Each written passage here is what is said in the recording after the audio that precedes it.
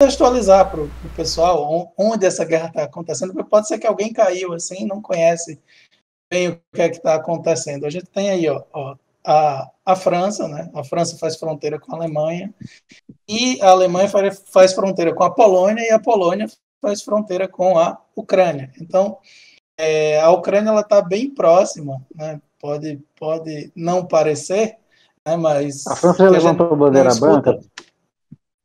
Falar muito de Ucrânia, a gente não escuta falar muito de Ucrânia, mas a Ucrânia está bem próxima de todos esses países da Europa, né? E fazendo aqui uma coisa que faz parte dos argumentos, não que eu concorde, né? Já vou colocando aqui, faz parte dos argumentos do Putin, né? É que se você perceber pela rugosidade mesmo aí da Ucrânia, a Ucrânia ela é uma grande planície. Na Europa você tem ainda um relevo bem montanhoso, mas quando entra na região da Ucrânia, a gente entra numa grande planície, e essa planície ela vai até Moscou, né, basicamente. Você não tem grandes obstáculos naturais adentrando pela Ucrânia e chegando até Moscou. Então, um dos principais argumentos do Putin, né, para esse mapa tá melhor aqui. Essa invasão, esse mapa é bem legal aí, mapa de relevo.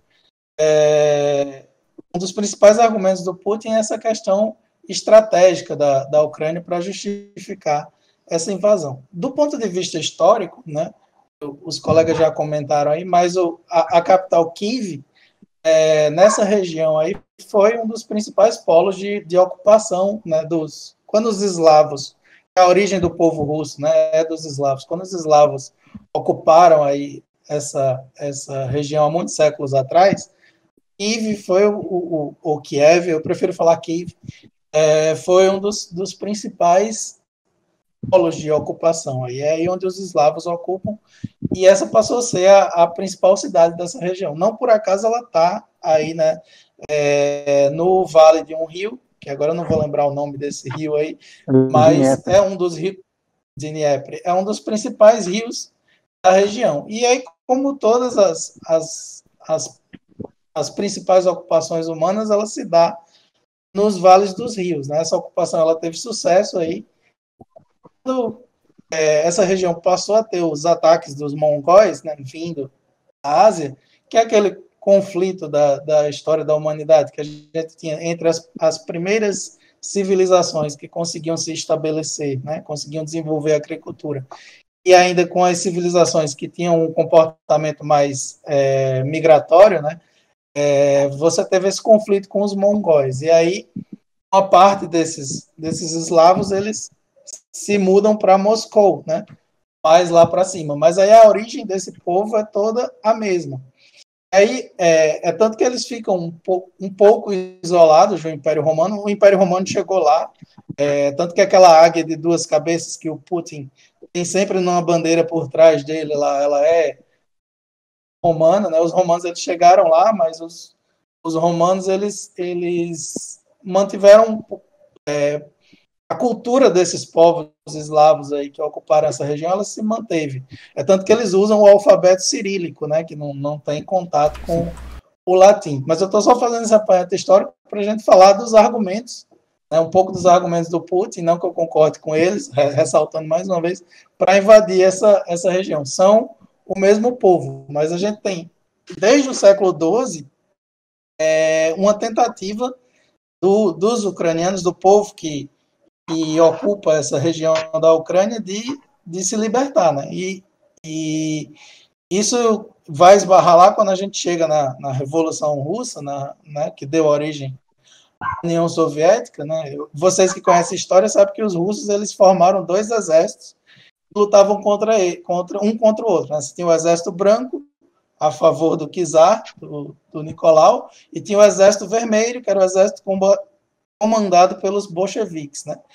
E nessa época a Ucrânia ela tentou, né, aproveitar a oportunidade para aprofundar essa independência, e ela foi atacada pelos dois exércitos, tanto o exército branco quanto o exército vermelho, né, para manter essa influência russa na Ucrânia. E aí a Revolução se consolidou, a gente conhece a história já, a Revolução se consolidou, o Exército Vermelho foi o vencedor, e quando se definiu aí os países satélites da União Soviética, a Ucrânia foi um dos países que se tornou um desses países satélites. E dentro do contexto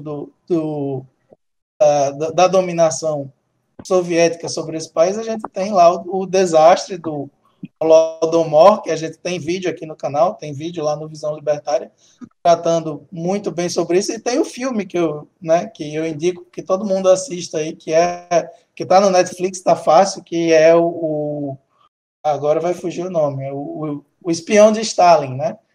É um filme relativamente novo, que está aí no Netflix, que retrata muito bem essa situação do Holodomor e a situação política que se seguiu. Aí daí eu vou dar um salto bem grande, falando dessa parte histórica, para a gente pular para 2014. E é a partir dos acontecimentos, né, que se deram em 2014 que eu acho que acontece todas essas consequências do que a gente está vendo agora. Em 2014, a Ucrânia tinha um presidente completamente pró-russo, foi eleito normalmente, mas ele era pró-russo, mas você tinha um movimento da população ucraniana muito desejoso em entrar na União Europeia, né? E aí tem várias teorias sobre isso, né? Algumas pessoas as pessoas mais pró-Putin vão dizer que são globalistas que fizeram essa propaganda na população ucraniana, né? E outras pessoas vão entender que, se tratando ainda de um país relativamente pobre, né, a Ucrânia, eles viam essa entrada na União Europeia como uma forma de poder ter um livre comércio com a União Europeia, um livre comércio tanto de bens, propriamente dito, tanto de mercadoria, mas de serviços, né? Então, facilitava para eles prestar serviço, emigrar para a Europa. Então, eles tinham esse desejo de entrar na União Europeia. E, embora a maioria da população quisesse... Pode falar. Tem uma cena memorável nesse protesto de 2014 que eles pegaram os políticos e jogaram dentro da lixeira. Isso é uma cena memorável. Literalmente, pegaram os caras e jogaram dentro do lixo. Isso aí... Isso foi maravilhoso, pô. E esses acontecimentos de 2014, eles foram